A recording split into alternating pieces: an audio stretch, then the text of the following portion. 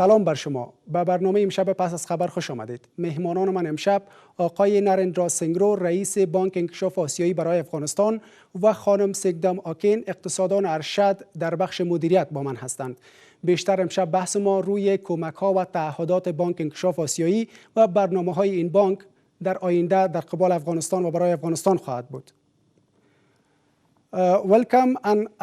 سلام، خیلی خوشحال هستم که شما را در برنامه خود دارم. Okay, let's start our questions from this that nowadays everybody in every parts of the world are concerned. اجازه دهید پرسش خود را در مورد کرونا آغاز کنم. امروز یکی از نگرانی‌های همه در سراسر دنیا همین ویروس کرونا است. می‌خواهم از خانم آکین بپرسم که بانک انکشاف آسیایی اخیراً $100 میلیون را جهت مبارزه با کرونا کمک کرده. میشه در این مورد بیشتر بگویید که چه تأثیری در مبارزه با کرونا در این کشور خواهد گذاشت؟ Would you please tell us more about this project and what impact do you expect that this would have on Afghanistan or in this country? Thank you very much. We are very pleased to announce the approval of this. تشکر بسیار زیاد. ما بسیار خوش هستیم که تصویب این $100 میلیون را برای حمایت از دولت افغانستان اعلام می‌کنیم که دولت را برای پاسخدهی و اقدام‌های بیشتر در جهت کرونا کمک خواهد کرد. قسمی که شما خوبتر آگاه هستید، از زمانی که کرونا آغاز شد، دولت افغانستان ابتکاراتی را برای بیشتر ساختن ظرفیت سکتور بهداشتی به خاطر حفاظت و کمک به اقشار آسیب پذیر و جهت ثبات تجارت‌های کوچک به راه انداخته بود و بودجه حمایوی ما برای حمایت و عملی سازی این اقدام‌های مالی فراهم خواهد ساخت. بنابراین در میان اقدام‌هایی که ما از آن پشتیبانی می‌کنیم، به گونه مثال ما از بیشتر شدن ظرفیت بیمارستان‌ها، تسلیحات طبی، دسترسی به خدمات مهم طبی و کارزارهای آگاهی‌دهی در سراسر افغانستان پشتیبانی خواهیم کرد. Capacity of hospitals, medical facilities, availability of critical medical supplies, as well as the public awareness campaign on COVID-19 across the country. This is very essential as the COVID-19 now is facing the second wave of the outbreak. So it is very critical that the citizens of Afghanistan has adequate. این بسیار مهم است در حالی که کووید 19 وارد موج شیوع دومش می شود. این بسیار مهم است که شهروندان افغانستان در مورد کووید 19 و اقدام پیشگیرانه آگاهی داشته باشند. در بخش محافظت اجتماعی ابتکارات زیادی است که از سوی برنامه ما پشتیبانی می شود. به گونه مثال توزیع نان خشک بود که در زمان کرونا در سراسر افغانستان تطبیق شد. Protecting the poor that has lost their incomes, and so we are providing also assistance to vulnerable groups like اون برنامه برای مسئولیت غذایی و کمک به فقیران که عایدشان را از دست داده بودند بسیار مهم بود و همچنان ما برای گروه‌های آسیب پذیر مثل بیجا شدگان داخلی، پناهجویان پول نقد کمک کردیم. بخش دیگر وظیفه خور است که نزدیک به 130,000 وظیفه خور انگشت‌نگاری خواهد شد.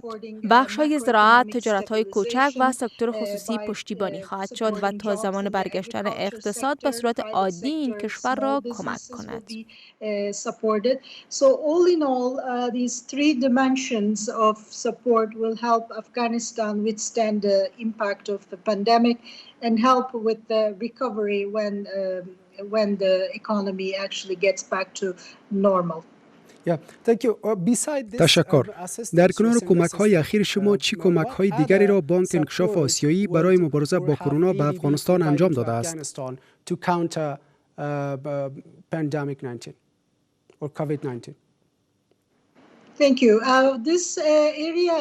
افغانستان همچنان در اوایل ماه می در بخش سکتور بهداشتی کمک‌های اضطراری را دریافت کرد که اون کمک‌ها برای تأسیس بیمارستان‌های جدید و کلینیک‌های جدید در سراسر کشور بود. بر علاوه این که در بخش بلند بردن و آموزش کارکنان بهداشتی نیز تلاش کمک‌های صورت گرفت. همچنان تطبیق برنامه اجرای برنامه ملی واکنش اضطراری که ظرفیت سازی در آن بسیار مهم بود، در کنار او در آغاز این همگیر تدارکات وسایل طبی و رساندن وسایل طبی نیز از طریق آن حمایت می‌شد. بنابراین با هم از طریق این برنامه‌های مراقبتی و همچنان با کمک‌های اضطراری ما باور داریم که بانک انکشاف آسیایی ظرفیت‌های زیادی را آماده خواهند کرد تا در مقابل کرونا یا ویروس‌های مشابه دیگر که مسائل بهداشتی را در افغانستان صدمه بزند در آینده سرمقاوم بمانیم.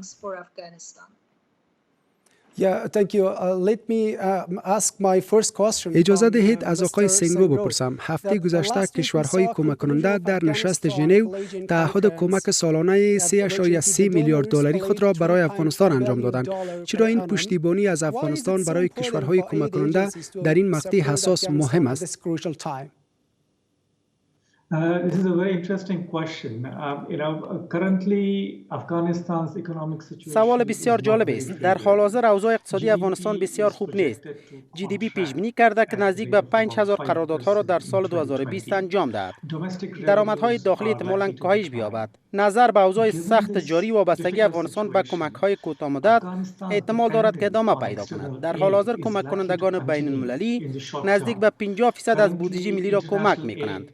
نشست 2020 را که شما با آن اشاره کردید بسیار مهم بود که کشورهای کمک کننده تعهدشان را یک بار دیگر برای حمایت از انکشاف افغانستان بیان کنند. برای افغانستان بسیار مهم است که متکی به خود باشد. ما برای رسیدن به این هدف نهایی بسیار کار میکنیم. اما برای رسیدن به این هدف مهم است که تمام شرکای کمک کننده ها دور هم بیایند. تعهد کمک مالی و تکنیکی داده و پشتیبانی سیاسیشان را از صلح و انکشاف در کشور بیان کنند. That all donor partners come together to pledge funds, technical assistance, and give the political support for peace and development in the country. تشکر. در این روزها ما در مورد واکسن کرونا میشنویم. در صورت دسترسی به آن، آیا بانک انکشاف آسیایی افغانستان را در توزیع آن از نگاه مالی کمک خواهد کرد؟ Would the ADB Asian Development Bank help Afghanistan for distributing or for implementing of this? Indeed, just within a few minutes we'll be having a very high-level discussion with the government. در حقیقت ما تا چند دقیقه دیگر با دولت افغانستان روی یک برنامه جامع تطبیق واکسن کرونا با هماهنگی شرکای بین‌المللی ما صحبت خواهیم داشت. این مهم است که تمام شرکای بین‌المللی ما از حکومت افغانستان برای تطبیق برنامه واکسن پشتیبانی کنند. بنابراین ما با دولت افغانستان به ویژه وزارت صحت آمد در حال کار برای آماده سازی برنامه واکسن هستیم. بر بنیاد این برنامه مشخص، بانک انکشاف آسیایی در کنار دیگر کمک کننده ها برای پشتیبانی دولت افغانستان برای فراهم آوری کمک های تکنیکی و دیگر کمک ها کار خواهد کرد. Development partners to support the government in the form of grant or technical assistance in the vaccination program.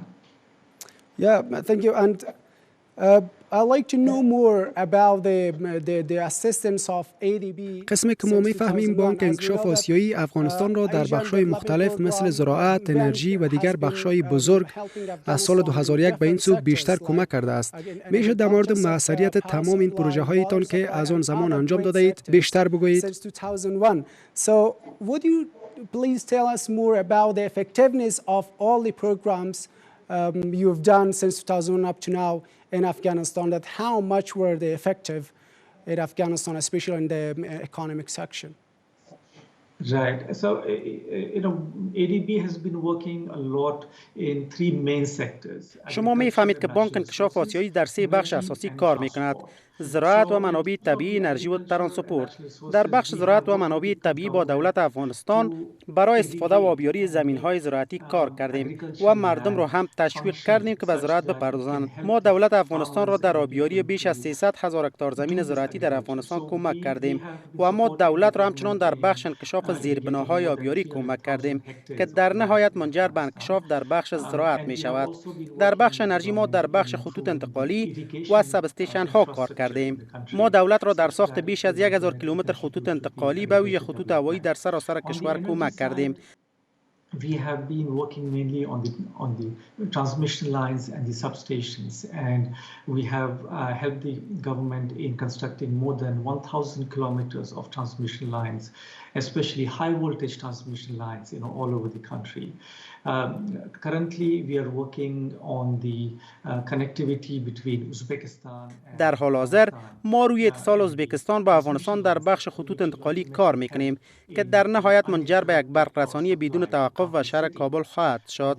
در بخش ترانسپورت بانک انکشاف آسیایی حال کارهایی را در بخش خطوط ریل و سرک آغاز کرده است. ما دولت را در ساخت خطوط ریل هزیرات به مزار شریف کمک کردیم. ما همچنان امرا با دولت روی سرک‌های القوی به ویژه بازسازی سرک جلال آباد کار کردیم.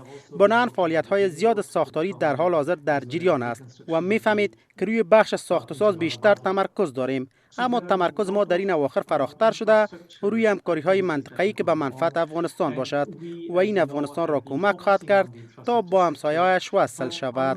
Focus has expanded recently to also ensure that these projects have a regional cooperation benefit for Afghanistan, so that it will help Afghanistan in connecting well with its neighboring countries.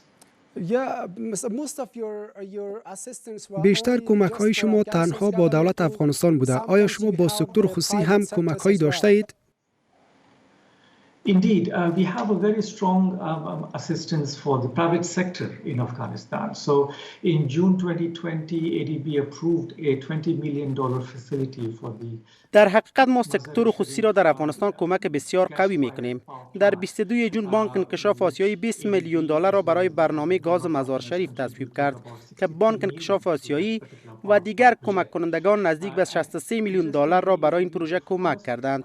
این نخستین پروژه نیروگاه برق در افغانستان زیر نام APP یا نیروگاه مستقل خواهد بود که به گونه مکمل از سوی منابع محدود تمویل می شود. بیشتر از او در سال 2019 بانک انکشاف آسیایی به نیروگاه برق آفتابی قندار نیز کمک های داشت.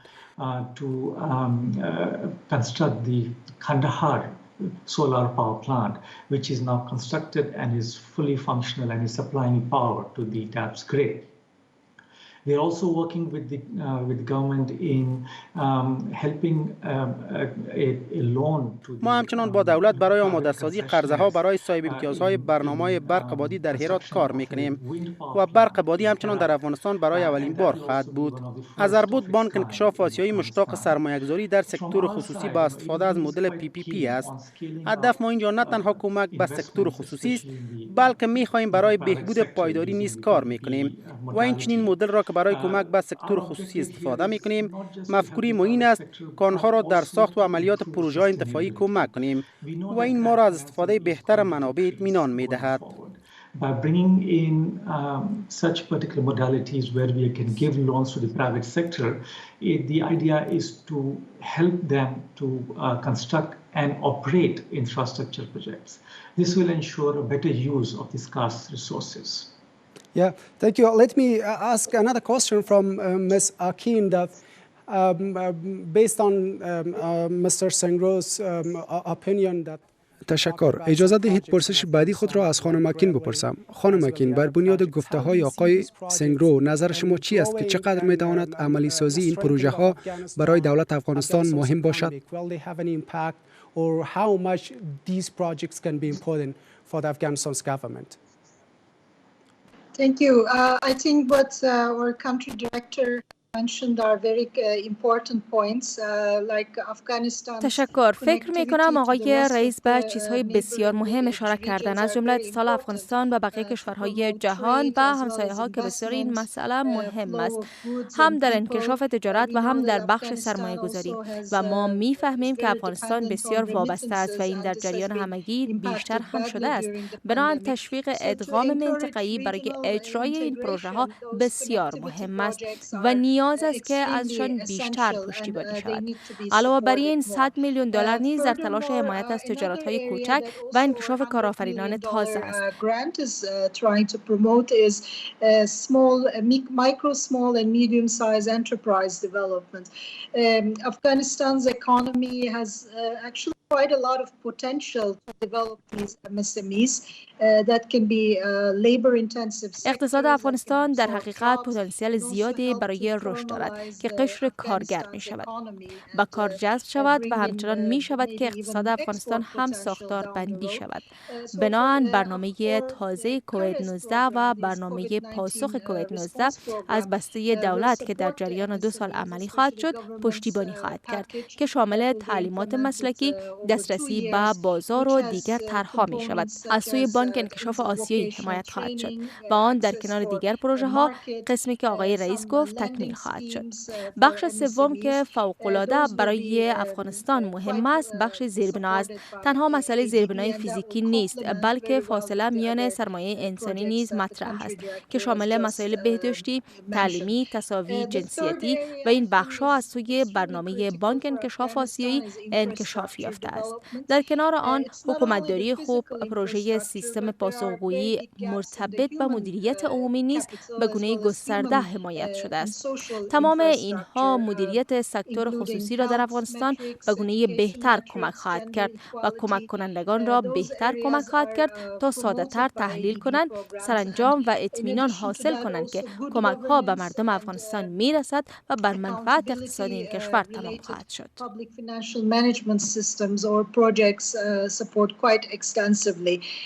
So all in all, I think they will help better public sector management for Afghanistan and better utilization of these donor grants and public funds that will eventually reach the citizens of Afghanistan and benefit the economy overall. در هفته گذشته چقدر پول از سوی بانک انکشاف آسیایی در نشست ژنو به افغانستان تعهد شد و بیشتر این کمک ها روی کدام بخش‌ها در افغانستان متمرکز خواهد بود؟ Mostly, what will be the concentration of this assistance in Afghanistan?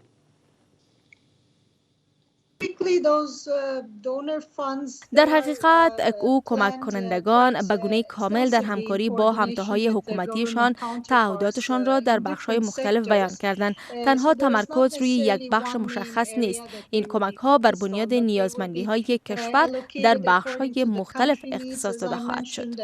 قسمی که من و آقای رئیس ذکر کردند، مسئله کلیدی انکشاف زیربناها خواهد بود. در کنار آن سکتور خصوصی و انکشاف دهات بخش اصلی دیگری خواهد بود.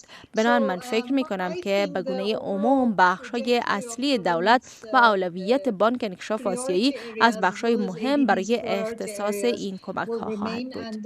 اما البته در بخش چالش‌های بهداشتی نیز تاکید خواهد شد و شمول برنامه تطبیق و توزیع واکسن این بخش دیگری در اولویت کشور برای اختصاص بخش از این کمک‌ها خواهد بود. Those will be some new areas that will be brought into the country allocation priorities. Yeah, thank you. And Mr. Singro, let me ask a question from the آقای سنگرو، اجازه دهید در مورد سکتور خصوصی نیز از شما پرسشی داشته باشم. اگر سکتور خصوصی بخواهد به گونه مشترک در بعضی پروژه‌های بزرگ با شما یک جا کار کنند، چگونه می توانند در راه اندازی پروژه‌های بزرگ سهم داشته باشند، مثل زراعت، خطوط ریل و پروژه‌های بزرگ دیگر؟ Railway and other great projects. Right. So there are two ways that we work with the private sector. ببینید، ما از دو طریق می توانیم با سکتور خصوصی کار کنیم. اول وقتی که ما دولت را کمک می کنیم، معمولا این کمک ها اختصاصی می باشند، مثل بازسازی سرک ها، خطوط انتقالی یا تسهیلات تعلیمی. معمولا تطبیق این پروژه ها از سوی قرارداد کنندگان افغانستان یا خارجی ها صورت می گیرد. ما تلاش می کنیم که شرکت های افغانی را در این بخش یا بخش های مشورتی تشویق کنیم تا هم ظرفیت خود را بلند ببرند و هم به افغانستان کمک کنند. این یک راه است که شرکای ما می توانند با بانک انکشاف آسیایی کار کنند. Afghanistan to participate in these particular construction work as well as consulting work, such that they are able to build their capacity as well as contribute to Afghanistan.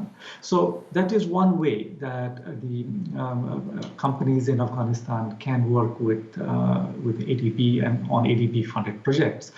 The second way, as I said earlier, is that when it comes to راه دومین از قسمی که پیشتر ذکر کردم، زمانی که در موضوع EPP یا گاز مزار شریف می آییم که شرکت نیروگاه گاز برقی را برانداخته است، شرکت که به گونه شخصی آن را برا می اندازد، بانک انکشاف آسیایی این گونه شرکت ها را کمک می کند و اگر کارکردهایش قناعت بخش باشد، راهنمایی درازمدتی را برای عملی سازی ساخت و ساز چنین پروژه ها بنان ما این دو روزنه را برای کمک داریم، یکی آن از سوی حکومت، یکی آن مستقیم از سوی سکتور خصوصی. در این حال ما به گونه فراخ با شرکت های داخلی و بین المللی نیز در تماس هستیم.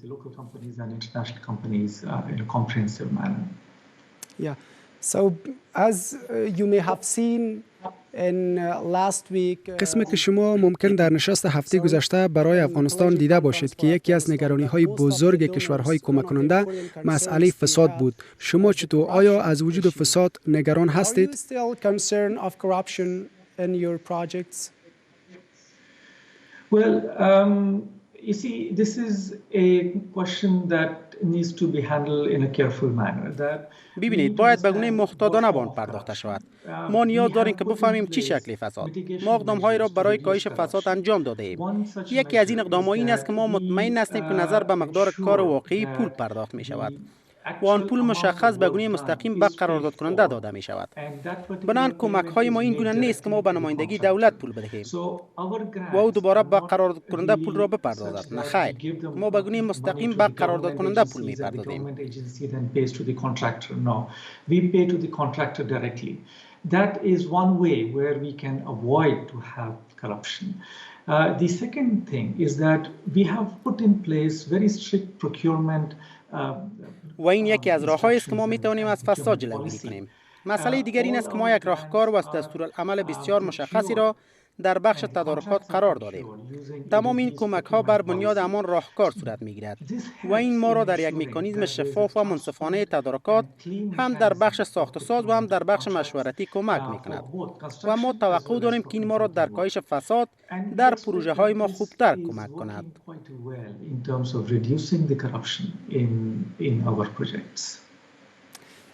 Yes, thank you. So, Ms. Akin, in great projects like تشکر. خانم اکین، در پروژه های بزرگ مثل کاسا یک، تاپی و دیگر پروژه های بزرگ که آسیای مرکزی را با آسیای شرقی از طریق افغانستان وصل می کند، نقش افغانستان را در عملی سازی و موفقیت این پروژه ها چگونه می بینید؟ How much will Afghanistan role will be important in these projects, implementing of these projects?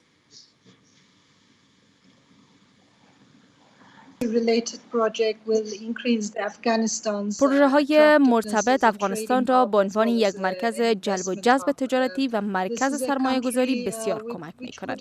این کشوری است که می تواند در بخش های ملتف اقتصادی پتانسیل بسیار خوب داشته باشد و این یقیناً که سرمایه گذاری ها را از هر گوشه جهان جلب خواهد کرد اگر این اتصال نتیجه بدهد.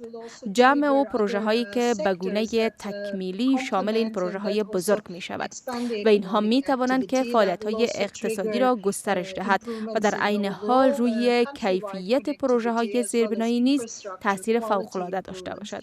بر علاوه منابع بیشتر کشور رشد خواهد کرد به خاطر که بخش‌های تجارتی تازه باز خواهد شد، چون قوه بیشتر کار نیاز به آموزش خوبتر خواهد داشت. بنابراین در مجموع این سرمایه‌گذاری‌ها فکر می‌کنم یک اساس برای رشد اقتصادی پررونق خواهد بود.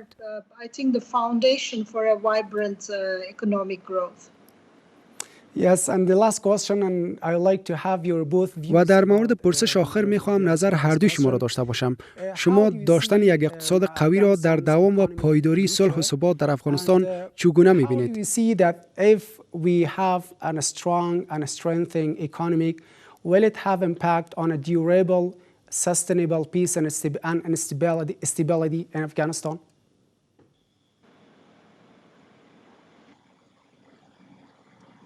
Maybe I can take that first and Yeah. then Yes. من میخوام این پرسش را اول جواب بدهم. من در مورد آینده افغانستان کاملا خوشبین هستم. چند دلیل وجود دارد. اول اینکه سکتور زراعتی بر اقتصاد افغانستان حاکمیت میکند.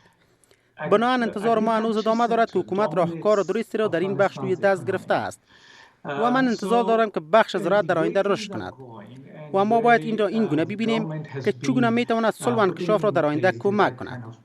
اگر ما توانایی اشتغالزایی را برای مردم داشته باشیم، اگر بتوانیم وظیفه ایجاد کنیم، این مردمان را که در دوردست‌ها زندگی میکنند مانع رفتنشان به مسیر نادرست می شود.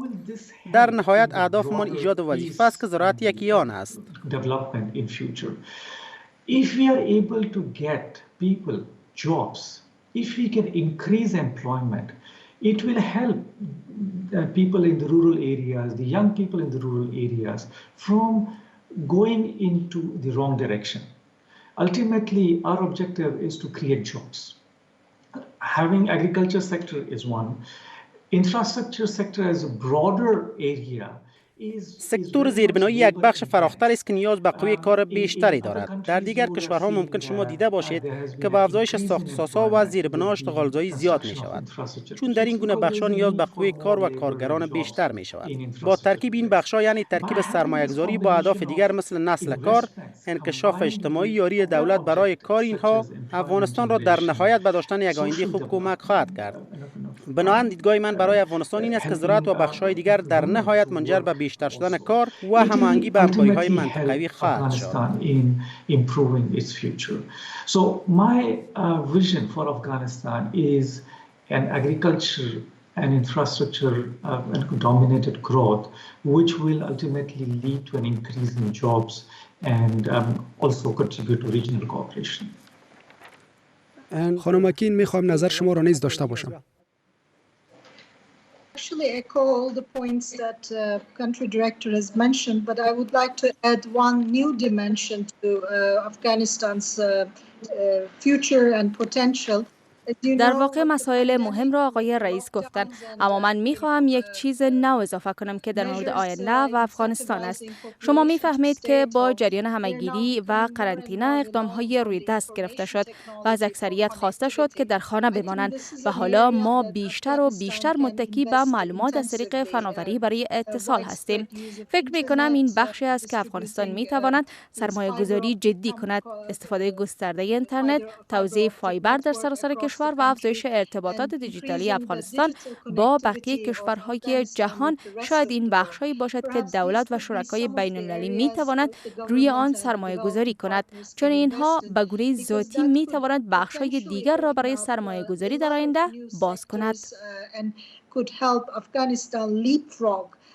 Into the future as market connectivity, business transactions, financial inclusion, even education. اتصال بازار، انتقال تجاری، امورات مالی، حتی تحصیلات و دیگر چیزها می تواند از طریق اینترنت به گونه آنلاین انجام شود و پیش برود و من فکر می کنم این یکی از بخشایی است که افغانستان می تواند از آن در بخش‌های سرمایه‌گذاری روی زیربناها منفعت ببرد. بر علاوه این که اتصال مسیرها و دیگر زیربناهایی که به گونه با انرژی مرتبط است نیز می تواند افغانستان را کمک کند و من فکر می کنم که کرونا یک فرصت را برای جهان نیز داده است که ممکن افغانستان از آن بتواند منفعت ببرد.